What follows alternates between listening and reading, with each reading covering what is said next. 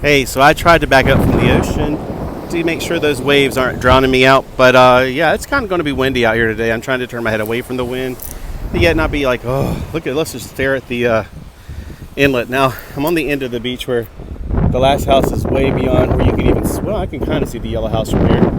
Those houses over there on the other side, I used to think they were just on the next road over, but nope. They're on the mainland, basically, in other words. Not on the other side of the island.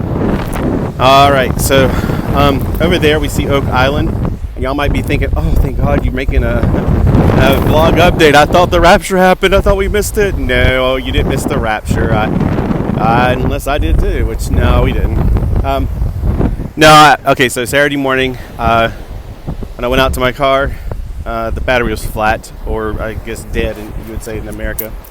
And then it was just a hard day of getting that done. And then Sunday, well, it was raining. I don't want to go through all that. Just basically, I got the battery put in after checking all the volts. I had a friend try to jump me, couldn't even do that.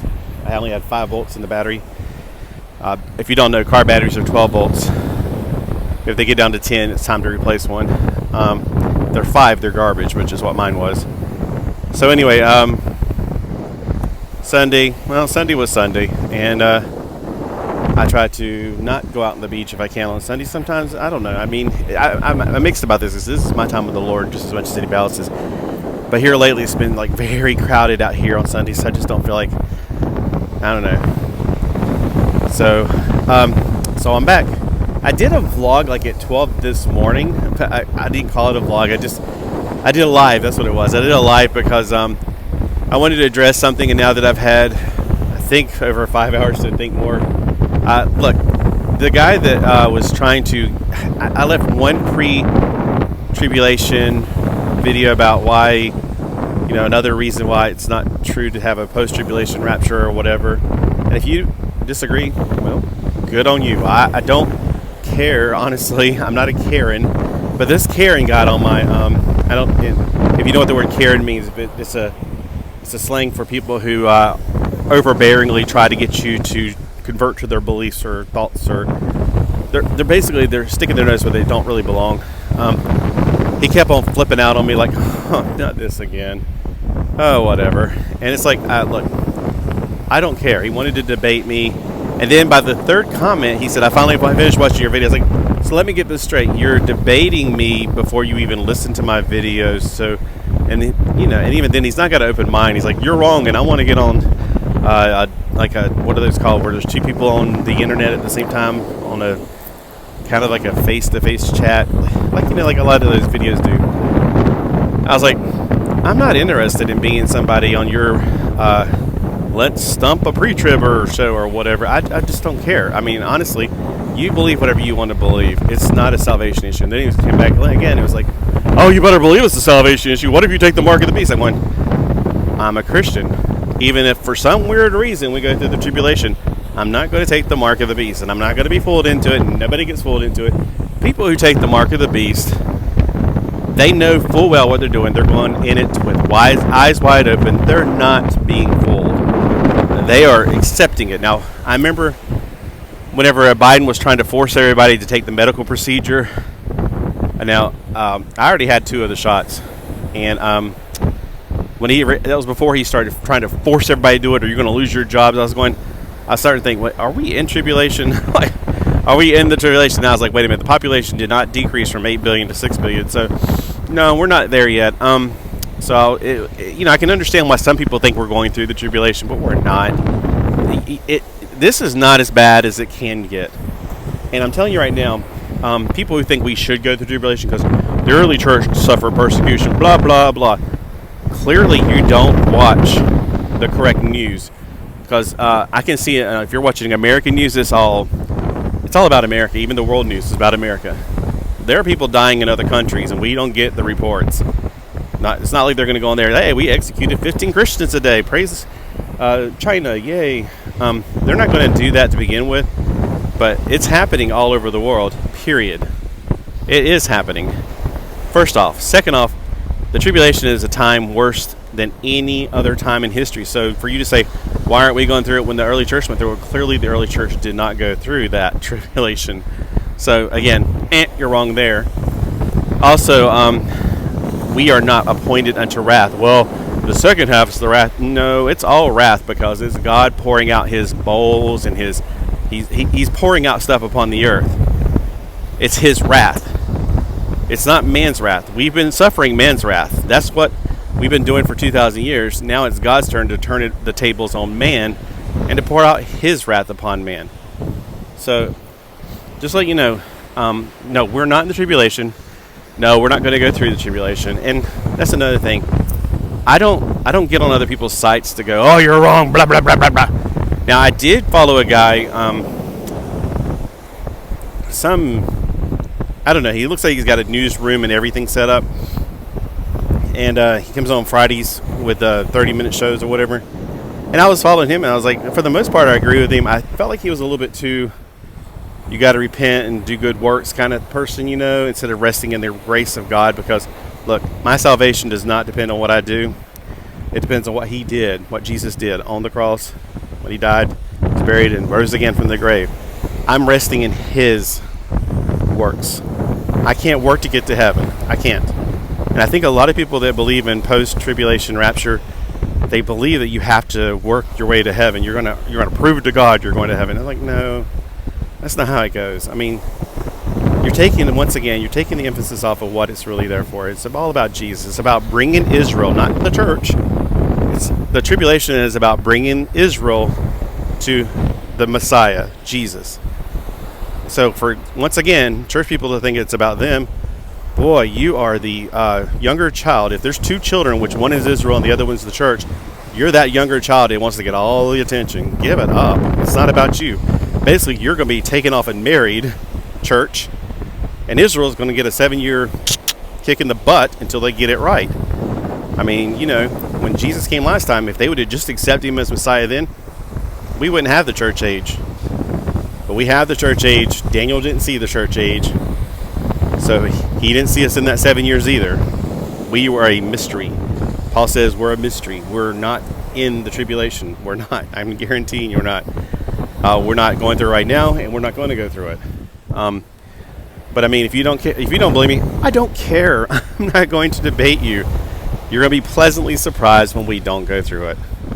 And there's not going to be any hard feelings. If that person is saved, I'm not going to go in heaven going, I told you so. I could care less what you believe about that.